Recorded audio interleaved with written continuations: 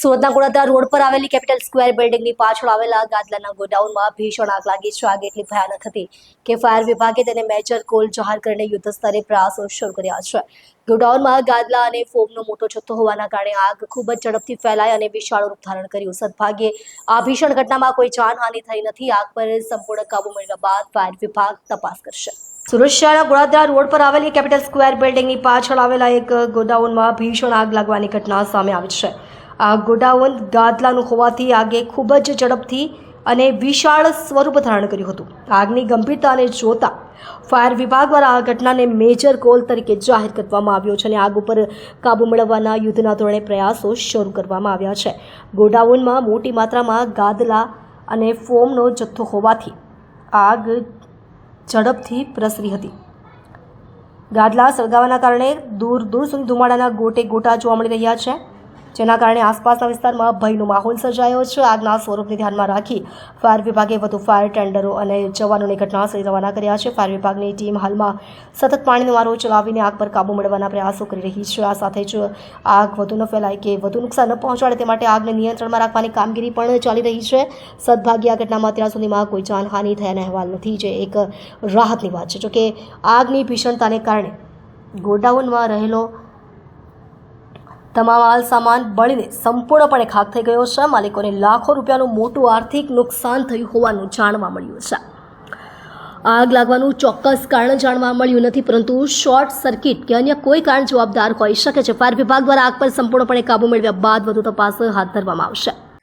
Goladara police station વિસ્તારમાં આજરોજ 8 વાગ્યાની આસપાસ ગોળાદરા થાણા અધિકારી છે આચાર્યજી, એમને મેસેજ મળ્યો હતો કે જે કેપિટલ માર્કેટ છે એની પાછળના ભાગમાં જે નાના નાના ગોડાઉનો છે જે પતરાના બનેલા છે, ત્યાં આગ લાગવાનો બનાવ બનેલો છે.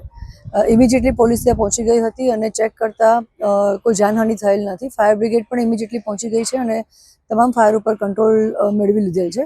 આગળ જાહેરાત આપી અને FSLને બોલાવી અને આગળની અમે કાર્યવાહી કરીશું કે આગ કઈ રીતે લાગી છે એ બાબતે અમારી તપાસ ચાલુ છે. શાના ગોડાઉન હતા મેડમ? સૌથી પહેલાં જે ગોડાઉનમાં આગ લાગી છે એ ગોડાઉન જે મંડપનો સામાન ને ડેકોરેશનનો સામાન છે એ છે. બાકી આસપાસમાં જે કાપડનું જે માર્કેટમાં સામાન આવે છે, સાડીનું ને બધું, એમાં અલગ અલગ જે માલ સામાનના પતરાથી બનેલા નાના નાના ગોડાઉનો ત્યાં છે. કેટલી ફાયર ગાડીઓ અહીંયા આવેલી હતી?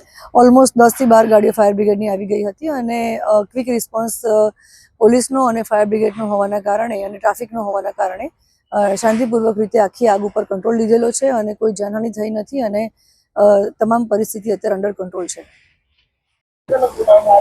જી સાહેબ, ગોળાદરા વિસ્તારમાં આગનો બનાવ બન્યો છે, કઈ જગ્યાએ કઈ રીતની આગ?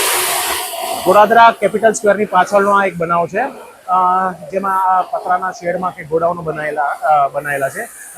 મંડપનો ગોડાઉન છે ને તે કંઈક બીજા 2-4 ગોડાઉન છે, એની અંદર કંઈક કારણોસરથી આગ લાગી ગઈ છે. એટ પ્રેઝન્ટ 15 થી 20 ગાડીઓ ઘટનાસ્થળ પર ફાયર ફાઇટિંગ કરી રહી છે. કલાક એક લાગશે આગને કાબુમાં આવતા. બીજું પરિસ્થિતિ કાબુમાં છે. આ કઈ રીતના ગોડાઉન હતા અને કઈ રીતનું મટીરિયલ અંદર છે? આ પતરાના શેડમાં ગોડાઉન બનાયેલા છે ને મટીરિયલમાં જેમ કીધું એમ કે પતરાના શેડમાં બધું બનાયેલું છે મંડપના ગોડાઉન ને. અત્યારે કેટલી ફાયર વિભાગની ગાડીઓ ઘટનાસ્થળ? 15 થી 20 ગાડીઓ ઘટનાસ્થળ પર ફાયર ફાઇટિંગ કરી રહી છે.